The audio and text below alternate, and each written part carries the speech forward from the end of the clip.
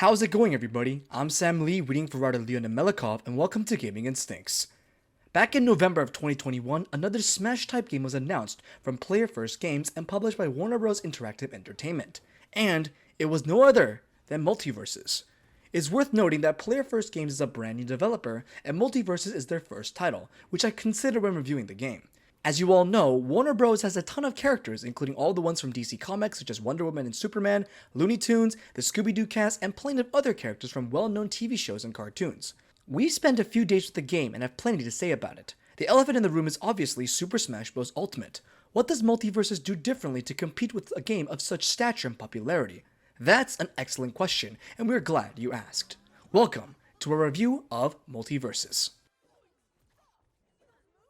With Super Smash Bros. Ultimate going out with a bang, it was inevitable that a new game in the genre would take its place sooner or later. No king rules forever, as they say. Many have tried to replicate the success of Smash, but most failed due to poor fighting mechanics, lack of high-quality production value, or just budget in general.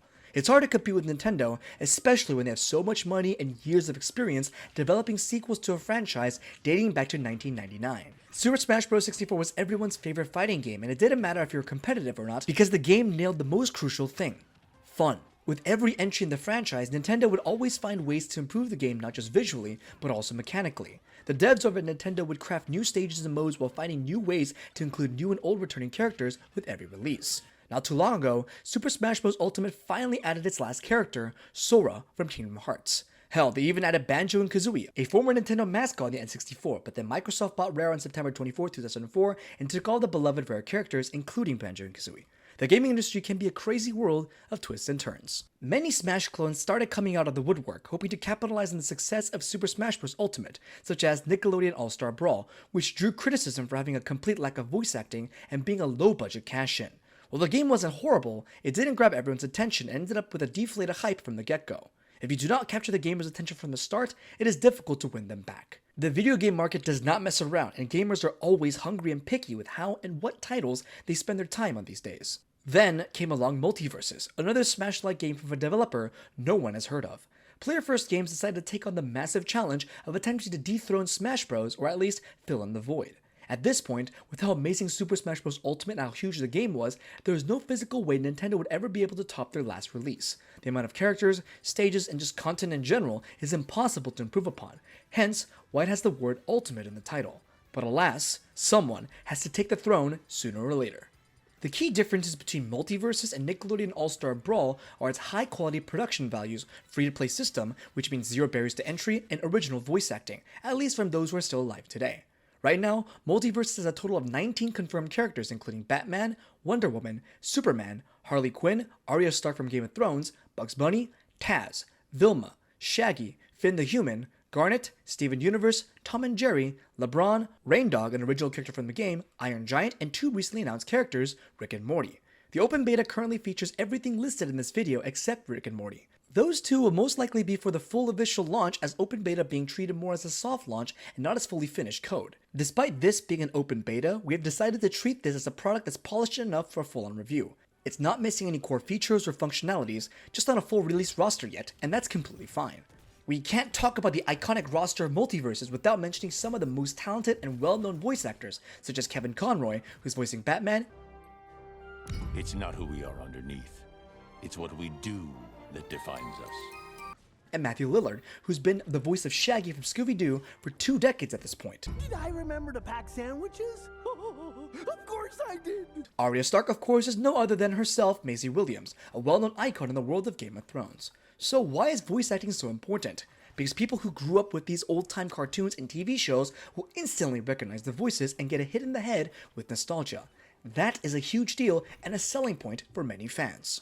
Now, let's discuss what's arguably the most significant aspect of any video game: the gameplay and mechanics. With how beloved and well-designed Smash Bros. Is, it's challenging to design something completely different, and to be honest, there is no real need for it. As the saying goes, if it's not broken, don't fix it, and that is what the team at Player First Games has decided to do.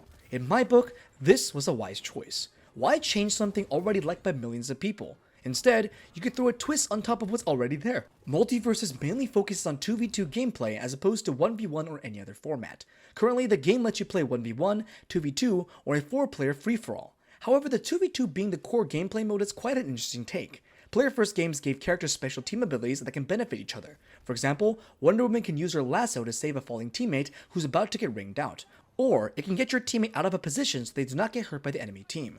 Super Smash Bros. Ultimate or any of the previous games in the series do not have such mechanics. Every character in Smash is treated as their own and cannot help other teammates except for maybe throwing some helpful items in their direction.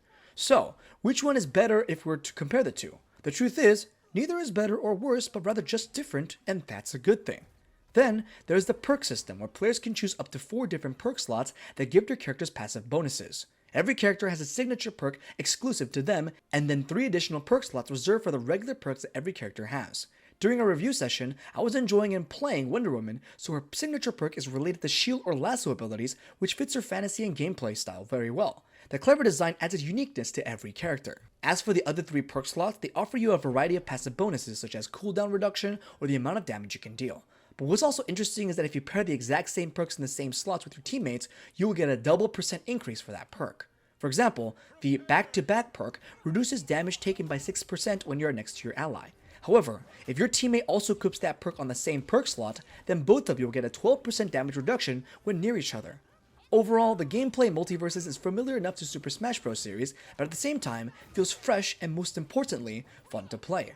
The main reason why it's fun to play are because the characters are well designed, the mechanics work well together, the animations are fluid, and the visual art style fits the characters perfectly. It's just a well-made game, especially for a game that's being made by a completely new studio that has never released a game before. So, kudos to Player First Games. With the gameplay out of the way, let's discuss the monetization model of Multiversus. Just like any free-to-play game, it's always scary to find some hidden mechanic that slows your progress unless you pay money, or something may completely lock you out of earning a character, or being able to play it on an even playing field. Thankfully, I am happy to report that Multiversus does not have any of these issues when it comes to monetization. Everything in the game is earnable by just having fun and playing the game at whatever pace you like. The only thing that players may not have access to is stuff like the Premium Battle Pass. Recently, many live service games have implemented a model where there are 2 versions of the Battle Pass, a free one that includes a bunch of free rewards as you play, and a paid one that includes additional rewards. It's a system that's similar to Halo Infinite's Battle Pass. Right now, Multiversus is in Preseason Battle Pass, so if you jump in and spend money, you'll be getting the preseason stuff instead. The majority of the rewards in both free and premium Battle Passes include things like profile icons, taunts for different characters, ringouts that give you different visual effects, and stuff like that. The keyword here is that everything that you unlock when it comes to spending money is purely cosmetic, and that is the way it should be in free-to-play games. Characters can be purchased via gold that's earned simply by playing the game. If you win, you get more gold, and gold is the free in-game currency. Then, there's also Gleamium, which is a paid currency not earnable in the game by any means and can only be bought by real-world money. Buying Gleamium will enable you to purchase characters quicker if you're looking for a shortcut and just do not want to wait. Every week is a new free character rotation, so even if you do not own one of the characters, then you might have a chance to try them out of the following week before you make a purchase using your hard-earned gold or Gleamium. I've only played a few days and I've already considered spending some bucks on cosmetics just because this game is quite enjoyable, and I believe that player-first games deserve to be rewarded for their hard work. Here at Gaming Instincts, we are strongly against greedy monetization models or any kind of purchasable player power. Thankfully, Multiverse has not made the mistake of committing such greed and has kept the monetization purely on a cosmetic level, so huge props to them. When this game was announced and I heard it was free to play, I was extremely skeptical. Once I got my hands on the game early this week, I was pleasantly surprised at how good this game was. Multiversus feels like a breath of fresh air. It's exciting to see something new in the genre after so many years of Super Smash Bros. Don't get me wrong, I love Smash Bros, but there comes a time when you want something brand new in the same space. As previously mentioned, the game is beautiful and runs and performs well. It's a ton of fun to play thanks to its mechanics, fluid animations, and great netcode. I've never felt any lag or disconnect whatsoever.